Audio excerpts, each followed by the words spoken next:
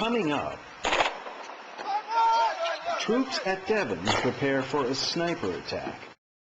A covered bridge has a treacherous tale, and a shoe store closes its doors after 75 years. It's all ahead on SunCast.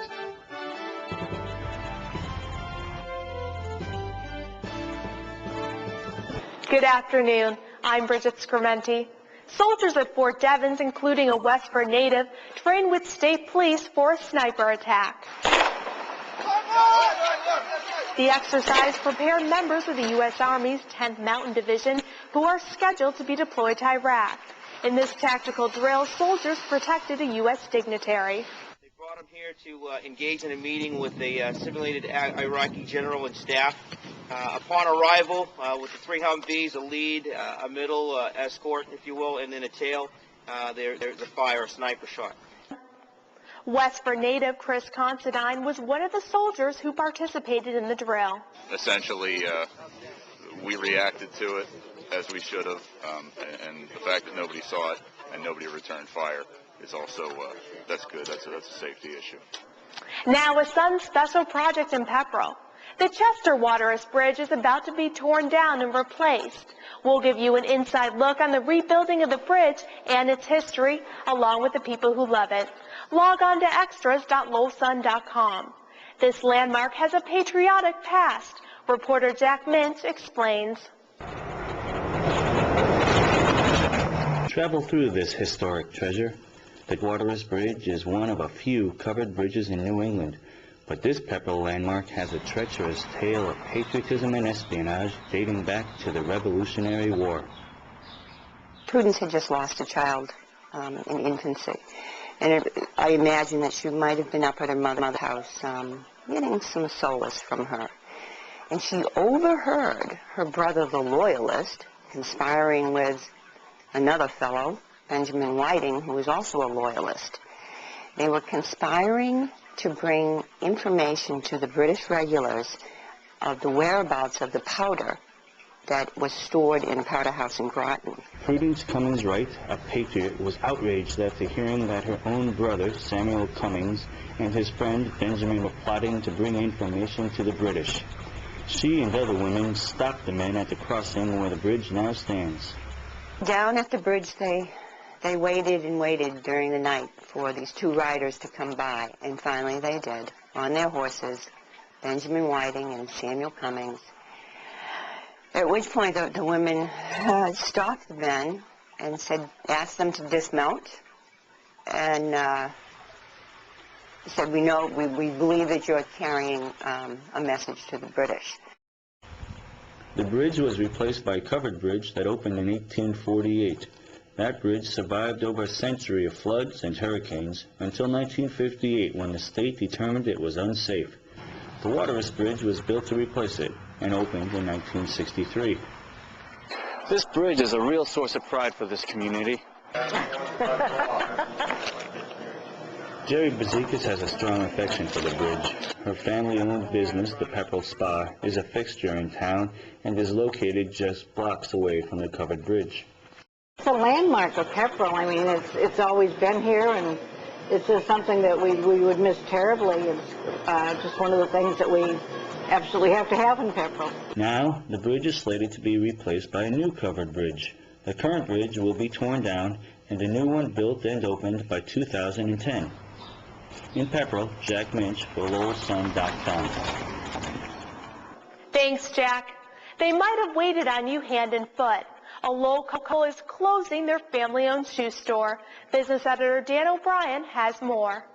Is it out with the old and in with the new? It may seem that way on Middlesex Street in Lowell with the construction of a new parking garage. But for the owners of this 76-year-old shoe business, the decision to close later this year is entirely their own. We decided that we're getting older and it's time to retire. As the new Middlesex Street garage awaits new business owners, Albert and Barbara Bernstein are winding down operations at Factory Shoe Outlet, which has served Greater Lowell customers since 1932. While many small businesses have faltered as shopping moved to the malls during the second half of the 20th century, the Bernsteins were able to survive. We try to give good service, and we've ordered special orders for people if they needed wide widths that we didn't have, extra large sizes or small sizes. The couple have seen styles and tastes change over the years. When I first started, there were a lot of, the really older women used to buy what they call a Cuban heel. It was a tie shoe with a really thick heel.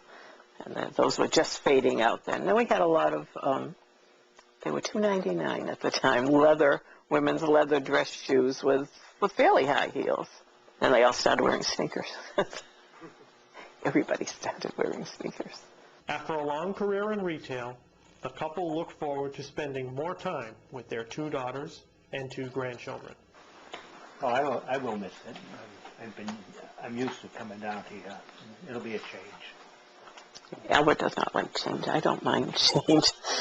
It's not far from here that city officials, along with Boston-based development firm Trinity Financial, are planning to convert approximately 11 acres of land into 2 million square feet of new development, a mixture of commercial space and up to 700 new apartments.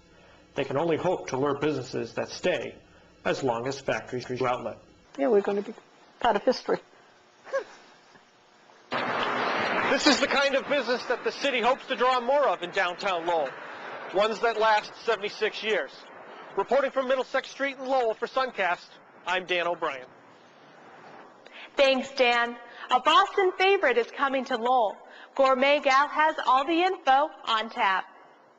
Who wants a beer? Boston Beer Works is opening on Cabot Street in Lowell. Find out all the rumors on tap at the Gourmet Gal blog.